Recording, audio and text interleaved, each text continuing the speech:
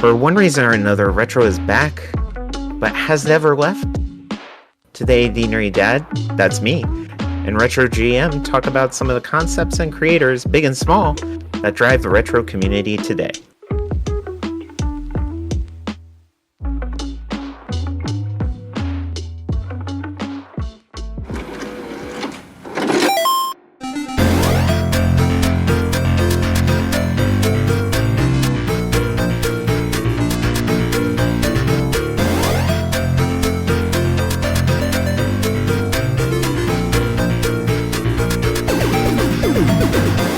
Welcome back to the BRB Gamer podcast, where today Thor and Stubborn Pixel are taking some well-deserved time off. For me, the Nerdy Dad host, I'm joined by good friend Retro GM. Retro, how have you been?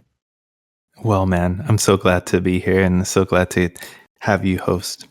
It is a new and frightening thing. Hopefully I do good, and this won't be my first and last gasp as host for the podcast. Anyways, a couple of things that we're going to talk about. First, Retro, you hardware mod a lot. I do. Yeah. And how did you first hear about hardware modding? I got back into video games after Pokemon Go, actually. Pokemon Go made me long for the nostalgic battling and trading system, and that wasn't available at the time, so I picked up a 3DS. Got bored with it after playing it and beating it, and I wanted to revisit the old systems, the Game Boys, and their screens are terrible. So I saw that people were modding them, and I looked up a couple of videos, and I got the parts and tried it out, and now we're talking about it. Yeah, and kind of my first exposure to it was scrolling through YouTube, as a lot of us do every day to kill time, and came across Elliot of the Retro Future, who was showcasing, I think it was an old McWill DMG kit, and it just amazed me that IPS screens were being retrofitted to these old consoles, and the clarity and fidelity that gave. And even going back further to I came across Macho Nacho production. Tito was showing off a bivert, which was a strange concept for me, in backlight. And talking to you, that seems like a hellacious first mod for someone to try and perform. Yeah, the bivert is kind of a difficult one, but most of those old ones are really difficult. The Game Boy Color didn't have a proper backlight mod when I first got back into it. They only had front light mods, and those are annoying. You have to put a type of glue on the screen, and there has to be no air bubbles. It has to dry. I had to angle it at the sun, and it would dry at an angle, and there would be bubbles in there. And eventually, a backlight mod was available for the Game Boy Color. I guess the Game Boy Color was like the one that I missed out on growing up. I always played PlayStation RPGs and totally slapped on the Game Boy Color. So the Game Boy Color's backlight, first backlight mod was a SP101 transfer. So you take the SP101 screen and put it in there. But how does it fit in there? You have to remove make it really, really thin inside, and you have to Dremel it out. And I spent like maybe $350 on parts. Yeah, I spent the amount of money I would have spent on buying a new Switch to backlight my Game Boy Color. But after I did that, I was in love. That was my favorite console. This thing, I'm in the game. Let's mod more. And now channels like Mako, which you've brought to my attention recently, a smaller channel. If you're interested in any of the channels that we mention throughout, please, links will be in the show notes to go and check out their content, subscribe to them, support them. There's a reason why we watch them, and we want to share that with you and have you guys join, dear listener.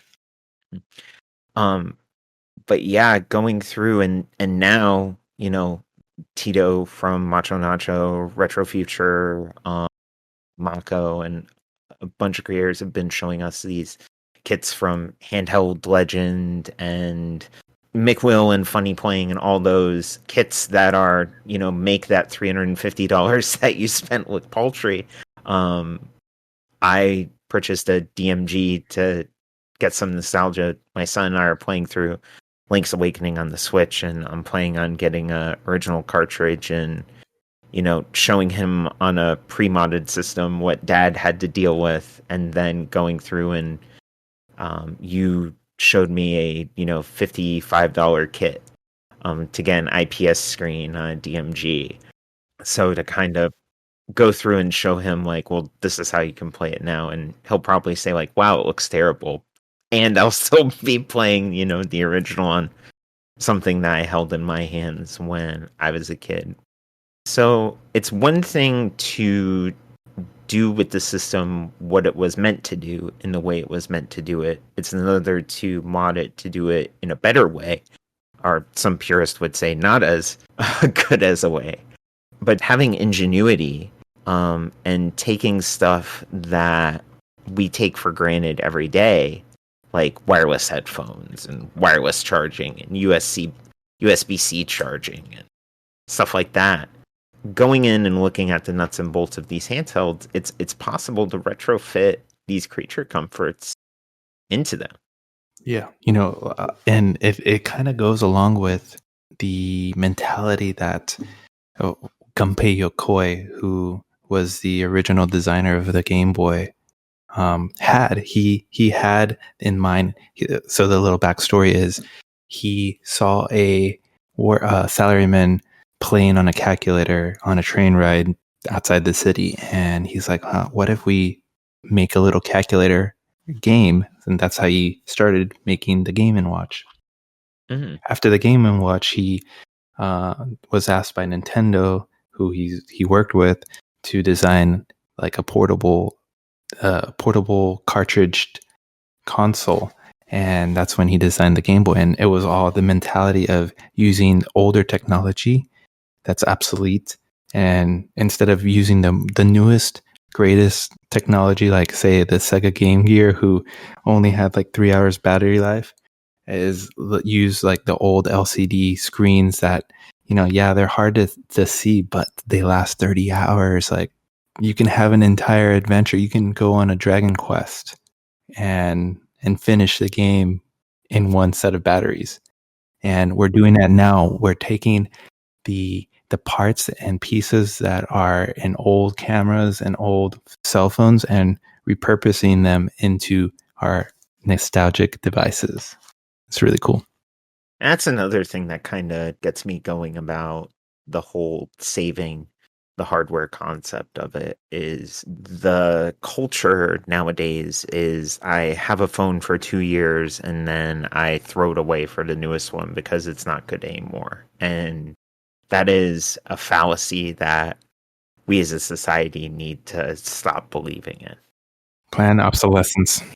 Yeah, it's a hard pill to swallow for me.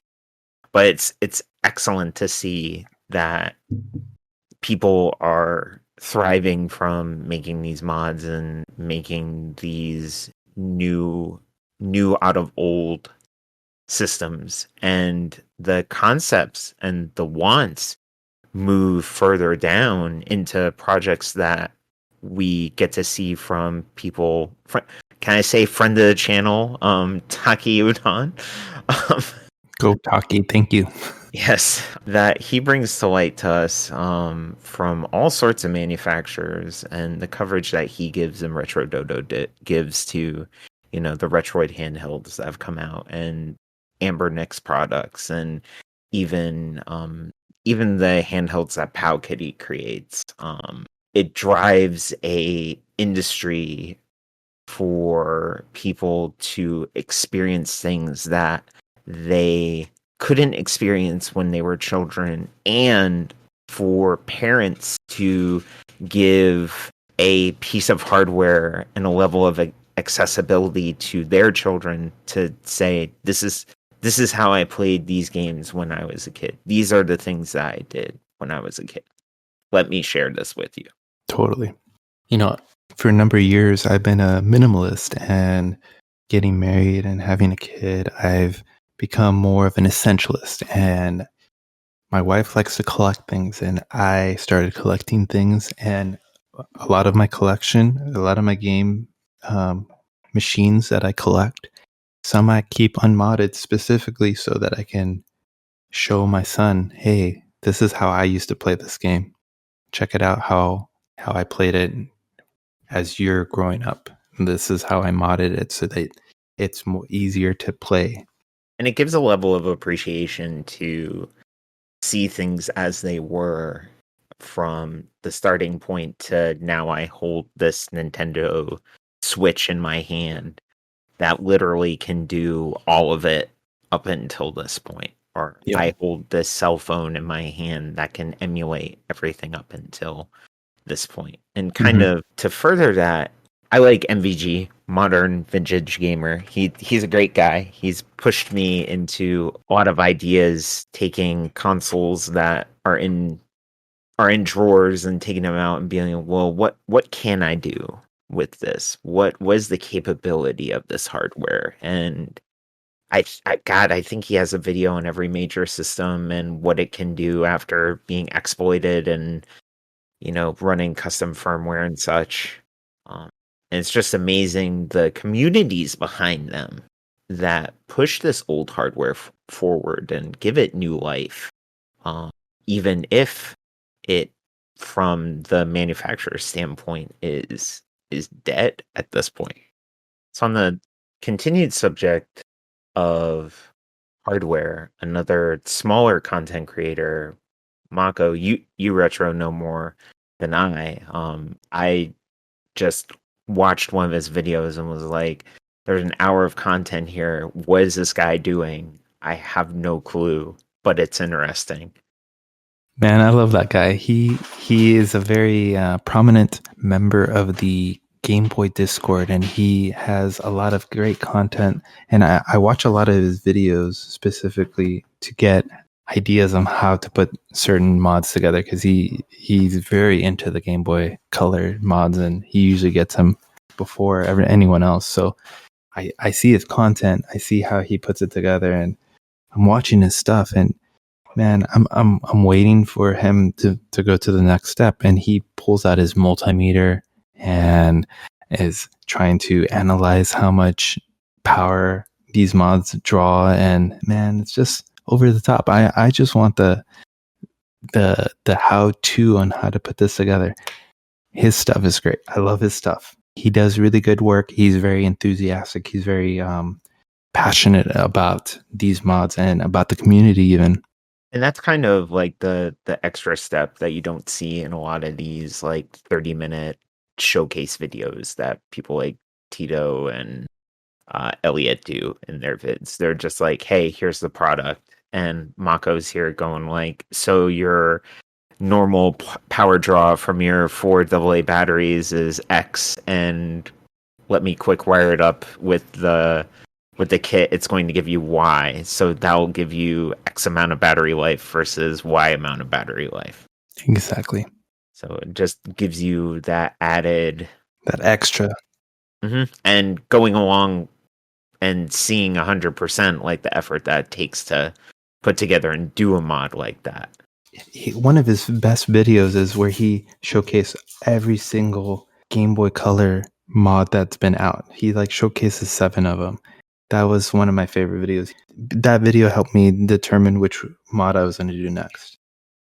And with that, you can tell me which mod that I can do. Oh man, I got it. I got it. It's the Q5XL. Let's all do it. That's the one. That's the one you've been telling everybody to do. Yeah, man. Well, it was actually Jacqueline that shared it with me. He's like, "Hey, did you hear about this?" And no, I didn't hear about it. I saw it. I wanted it. My enthusiasm got a couple other members into it, and Terry, Terry got his kit in, and he put it together just yesterday. Yeah, I saw the results of that. They look fantastic. Maybe when I'm done with this DMG, I could clear funds for a GBC build.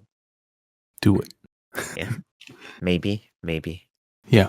I wonder what, the execs at Nintendo think of, all these backlight mods and even like the cheap Chinese consoles that can play basically all their old games, They don't really go after them that often. They go after the people who try to ROM hack, the people that try to make new stories of their old IPs. But as far as like consoles and even like themed consoles like the Retro Pocket 2 that has like a SNES theme, a PAL SNES theme, it has a DMG theme, it has a fantastic colors. I'm always curious. I'm like, do they know? Do they see? Like, does anyone share with them? I know that this um, gaming community is very niche, and there's only a few thousand people that participate in purchasing and playing and sharing these new old consoles. It's a very interesting concept, and I think the whole like ROM hack shenanigans and legal stuff. I think that is something that really needs to be pinned and talked about at a later date. There's a lot to get into from that standpoint, but from the concept of like you mentioned Retroid's Funtastic mod and all the themes that they have, that isn't necessarily a new concept. 8-bit do has been Yeah, I have an 8-bit do SNES controller that's awesome. It reminds me of my old SNES controller. It looks like my old SNES controller. I can play I can play modern games with it. So like Celeste and Hollow Knight that are 2D and are modern, I can enjoy with that 2D controller that I was so fond of growing up. and I think a part of that comes down to money. I feel like Nintendo doesn't have much to gain from going after those specific niches because it would for something like that they would have to do like a retroactive copyright on the term funtastic and what it means to their brand and just the SNES branding and stuff like that, how it compares. And from thinking about it like that, the juice doesn't necessarily seem to be worth the squeeze from them. Although from and again, kind of we probably need to revisit it, but the juice doesn't really seem worth the squeeze to go after these ROM hackers to try and make something more from previous software that can't really they don't stand to gain I any would profit squeeze from. more people who are making money on products than, people who are writing little programs, but yeah, I digress. Sorry. Yeah, that's why we sit where we are and they sit where they are. But anyways, um that hardware though, and not the hardware that exists now, but even still the hardware that's coming, that even from like the Retroid Pocket 2 and the next generation of hardware that's coming out, I know the rumor mill is churning, but we're looking at leaps and bounds further ahead in terms of capability. Like the there's murmurs of, 60 FPS GameCube emulation and on a handheld no bigger, smaller than a Game Gear as it was way back when. Are you talking about the 199 device that everyone's talking about? Not only that, but there's the Powkitty clamshell that's coming out. The Not even to get on the concept of GPD wins, because that's a segment that from a purchasing standpoint is far beyond, the 100 to 300 price point. But yeah, the 199, which currently is vaporware for everyone that doesn't know. It could be more by the time this podcast comes out. Um, but just that as a concept exists, and that as like a target for manufacturers to try and reach. It's pretty impressive. I agree. But only time will really tell if we really get there at a price that's affordable for the people that would actually use it. But the future seems bright for retro. If that's a term that can make much sense. but it's not so much what we have now and what we had then. It's when you look at everything as a whole, there's a history, like you were talking about before with the advent of the Game Boy from a simple, subway ride way back when. It seems like every piece of hardware and every piece of software has a story um, to it, and it doesn't matter if I think we're all familiar with The Last Guardian. That's a game whose story is far better than any expectations of the game that came out, or is more interesting than the game that came out, as it was a story about how it came to be. But if you think about like picking up and holding a cartridge for Pokemon, I have Pokemon Gold sitting, right in front of me, and there's a story to this game because this game doesn't necessarily just exist, in the US. Can I share the story? Can I share the story? Yes, you most certainly can, sir. All right, sir. So Game Freak was a small little company, and the biggest takeaway for me was the current president, Iwata. He was a game designer. He was a programmer. He was a president of of Nintendo. He shows up. He sees what they're working with. They're not really good at writing code. He he rolls up his sleeves and starts writing code for them, and they're just like, "What is this guy? Like, he's a president and he's like writing code with us." He helped them make enough space in the cartridge so that they can add as a bonus for the player to go revisit the first generation of gyms. So he put both games inside the second game, and man, that is some amazing dedication. Well, I need to go revisit Gold because I didn't even know that was a thing. Yeah, man. You can go. You can visit the first 8 gyms after you beat the game. That's amazing. And that's just one of many stories. Many stories. A few that I know. I was again going through the YouTubes and stumble upon a channel favorite of mine. Did you know gaming? It's a huge channel, millions of subscribers, but they have some very interesting things. And on my Google feed, this item, the Work Boy, came up, and I looked at it, and it was just this monstrosity of like a QWERTY keyboard plugged into a DMG, and I kind of tilted my head on, and I was like, "What's the story behind this?" And going through and watching the video, there were aspirations way back then because essentially there was a DMG in the home of like every American family almost. And this company wanted to capitalize on that by making a peripheral to where mom and dad could use it for adulting versus versus the kids always using it for, you know, games and whatnot. So they developed this piece of software that had like a calendar and a Rolodex and, a calculator and just these mundane things. But you know, you could balance your checkbook on a DMG.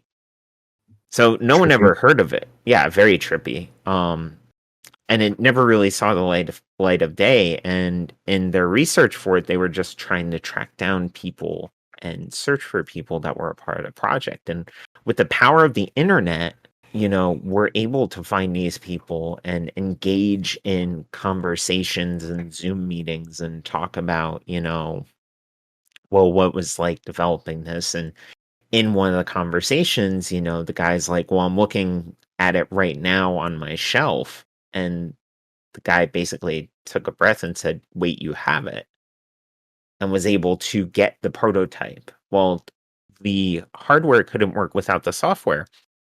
And there was a big, dump from Nintendo around the same time or a little ways back. And the source code for that cartridge was in one of those dumps, and he hunted and found it and mated the two together and used it as it was meant to be used way back when. And the power of the internet and the power of research and the power of accessibility from people he was able to find this story and bring it to light. And even though it's just this obscure piece of technology from way back when, it's still a very interesting story that watching it, I was very interested and enthralled in how things played out back then.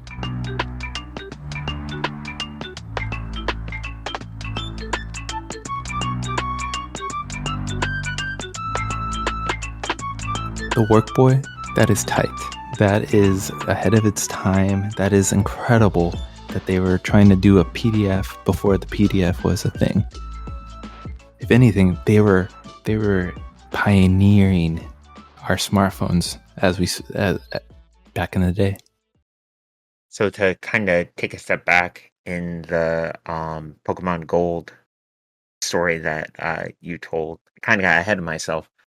Did you know Gaming actually did another set of videos on localizations and how Pokemon Gold was localized for America versus Latin America versus Europe? And in Europe, they kind of gave the keys to naming to, gosh, I don't know his name off the top of my But head. it's one individual. It was one individual that localized it in the language of French. That Yes. was crazy. And he completely changed a lot of the naming for the Pokemon to better represent local folklore. The Spanish translation sucked though. I think the Spanish translation went off of another translation. So there were a lot of localizations that were based upon other localizations. So it just gets worse the further down the chain you go. But also they had like very limited resources, and they were very there was very short chain. It wasn't as free ranged as the French localization. A tough word. Yeah. No. Yeah. It was, yeah. I heard that the story goes like the people who did the Spanish translation, they didn't have the specific tools, and they had a specific rhetoric that they had to follow, and it wasn't as easy for them to put it together. A friend of mine, Positron Plays, had a very interesting scenario similar to how Did You Know Gaming hunted down the Workboy content. He had a very obscure game from his childhood, The Ignition Factor, which even as a kid, he would look at the dialogue and be like, "That don't look right." And as an adult and aspiring, game developer, designer himself, wanted to know how did this game become the game that is? Because when he was a kid, he only got a few levels in, and playing through it further as an adult, found that there's aliens that you fight as a firefighter. Strangely enough, and Typical fighter stuff. yeah, SNES era firefighter game, throw in some aliens for the kids, sell some cartridges, right? So he found out most, if not all, the American work was done by a single guy, Joe Sislo, and he was able to hunt him down and interview him. And I remember talking to him. It's a guy that I played, video games with for 4 years. He's like, man, I'm gonna try and hunt him down. Like, damn right, try and hunt him down. But hunt down that story, see what you can find, and if it's worth it, post on the channel and see what it does. And uh, we'll link that in the show notes. But that is a excellent interview, very lighthearted and very informative about how back in the day things were very fast and loose and Wild West, and how games were made and how very small teams were given Herculean tasks to get something to market. And I recommend, giving it a look. It takes credence that, a very small channel, can do the work of a very big channel and have similar quality in content.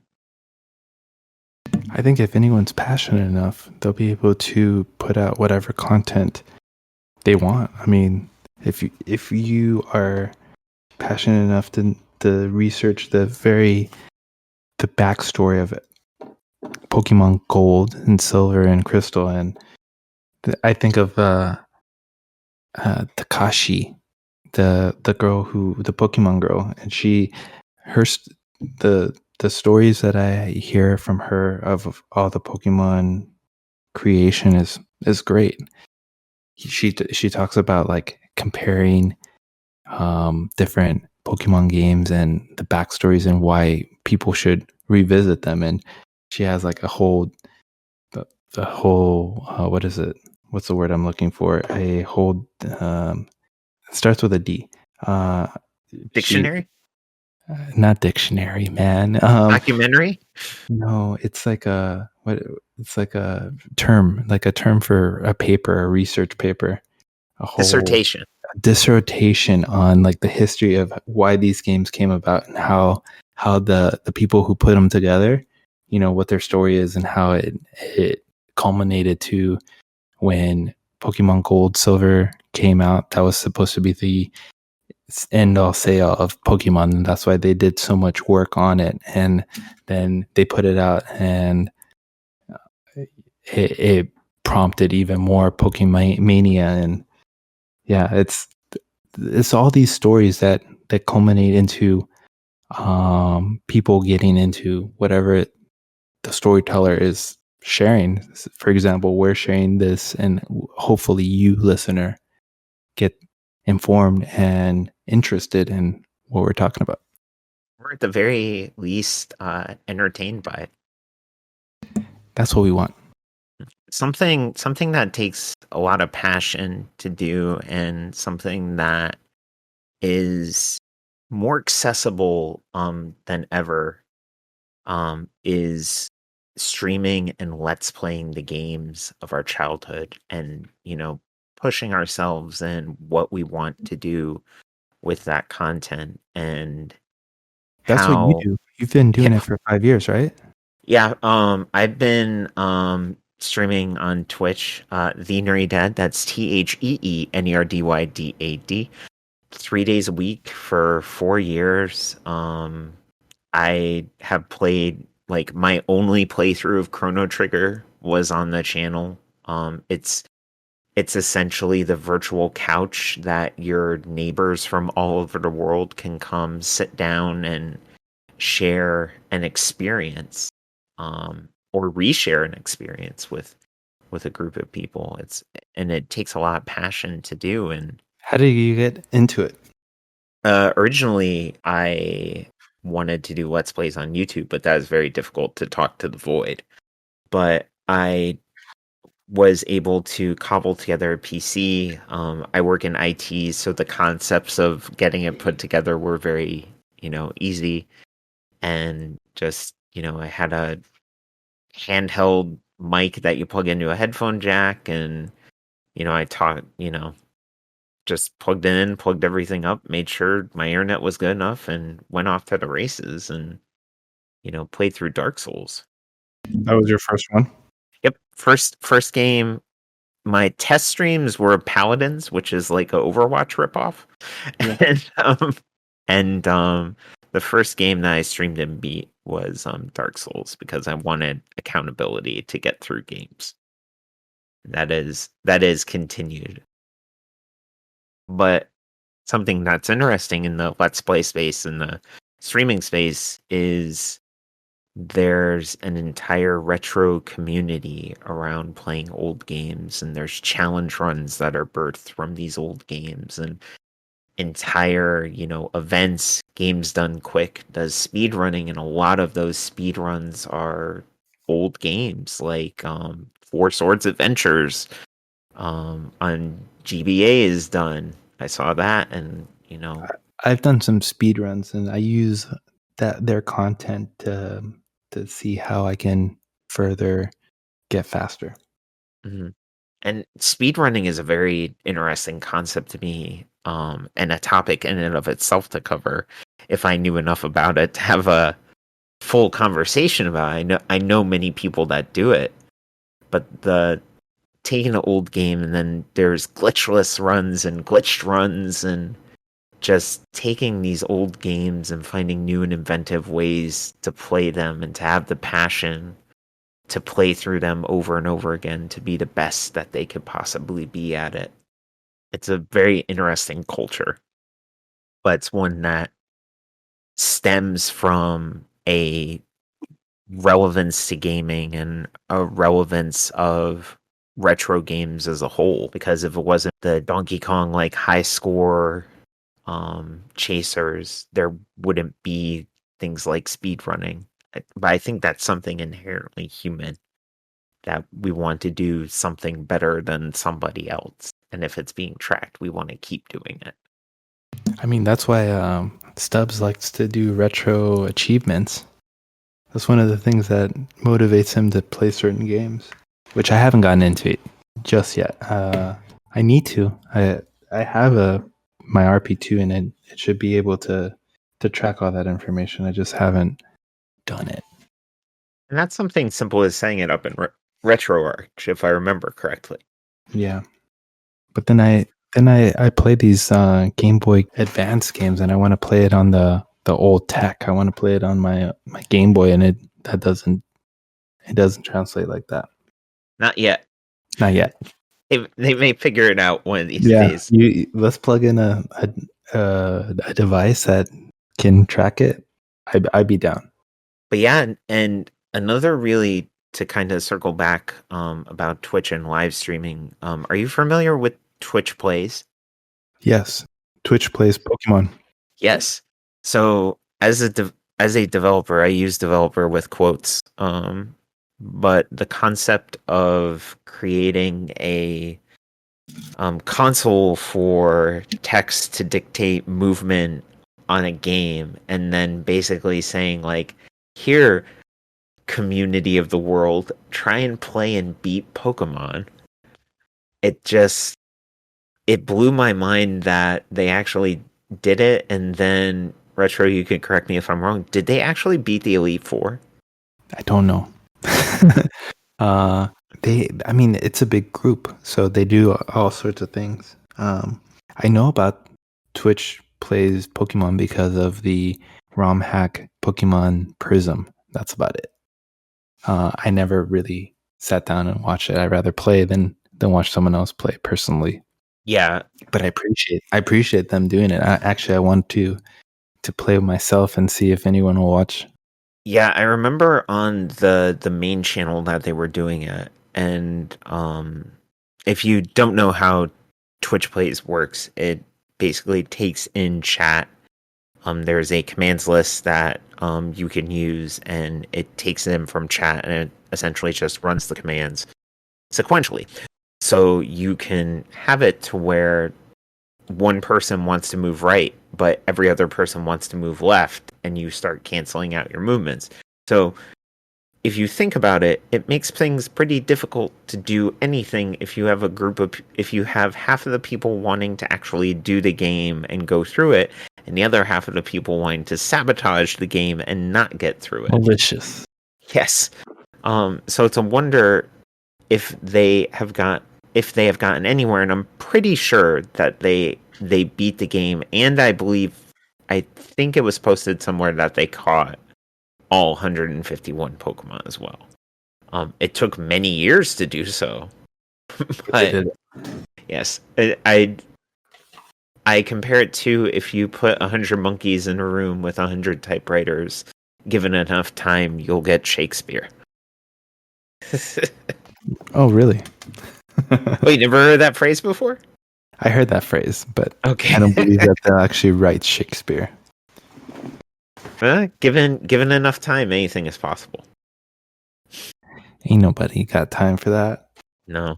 The great sage Sweet Brown said it best, my friend.